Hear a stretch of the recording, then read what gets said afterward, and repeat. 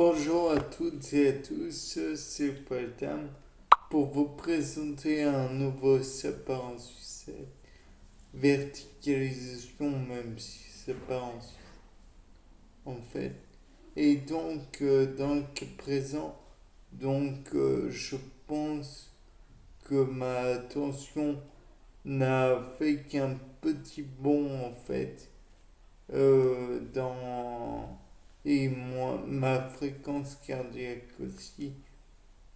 En fait, ces impressions que j'ai qu'elle augmente ou qu'elle diminue un petit peu avec l'élévation de mon corps, c'est une erreur. J'ai l'impression que finalement rien ne change et mon rythme cardiaque il change pas non plus. En fait, le débit ventilatoire non plus, euh, c'est vraiment que des impressions faux sens, si je puis dire. Des impressions, mais qui en fait ne valent rien du tout.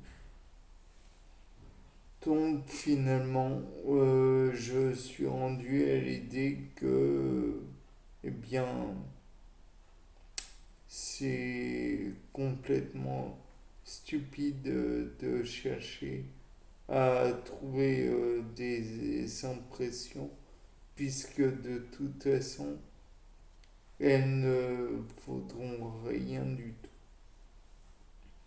Donc finalement, si j'en reviens au schéma que j'ai trouvé, bon, ils valent pas grand chose non plus puisque bon, sur internet, ouais.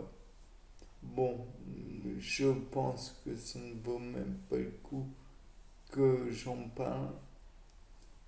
Donc, voilà.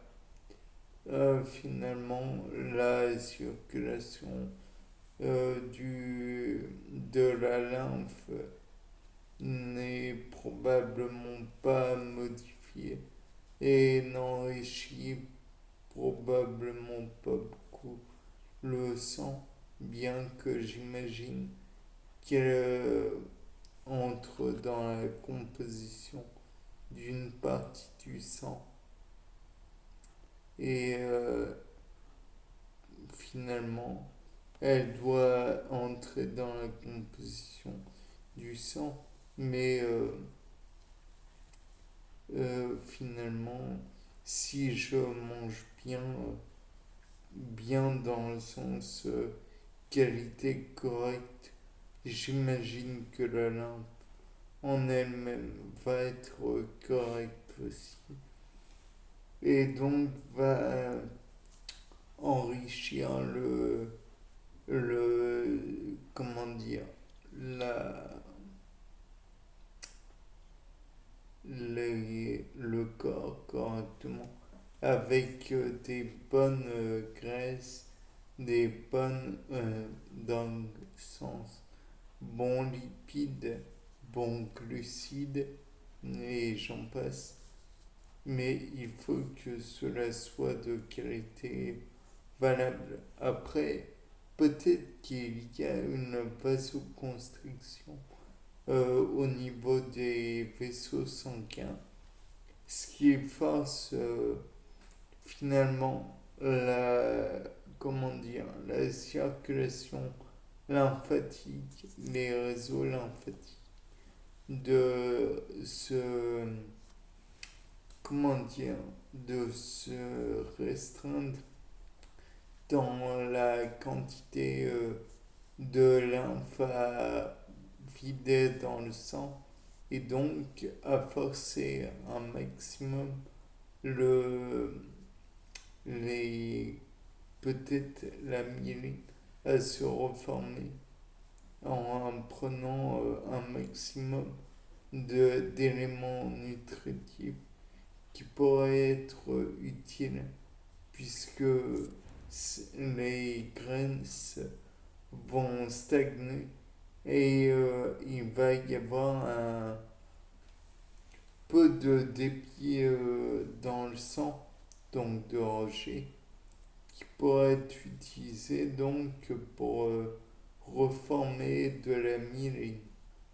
Et peut-être à terme, est-ce que cela va reformer correctement la myéline de mes nerfs et donc contrecarrer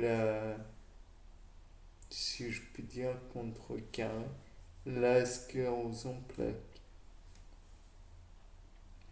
Finalement, si je dois résumer, minimum de débit dans le sang, un débit normal de lymphe, normal quoi, myéline plus facilement résorbée, alors que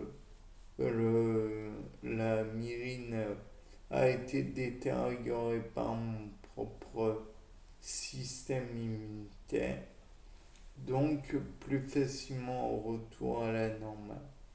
Et donc finalement, je vais être plus facilement